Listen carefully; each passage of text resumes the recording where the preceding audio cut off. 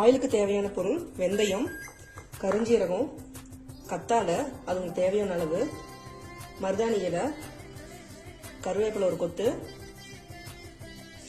மூங்கில் இலை கிடைச்சதுன்னா மூங்கில் இலையுமே யூஸ் பண்ணுங்க. ஹேர் சாஃப்டாக இருக்கிறது யூஸ் ஆகும்.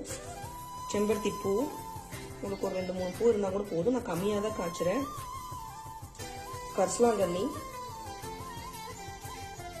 குப்பைமேனி இலை. குப்பைமேனி உங்களுக்கு ஸ்கேல்ப் இச்சிங்கோ இல்லை பொடுகுனால இச்சிங் ப்ராப்ளம் அந்த மாதிரிலாம் இருந்ததுன்னா குப்பைமேனி கொஞ்சம் ரிசால்வ் பண்ணி கொடுக்கும். அப்புறம் செம்பருத்தி இலை கொஞ்சம் ஆயில் ஊற்றிக்கலாம்.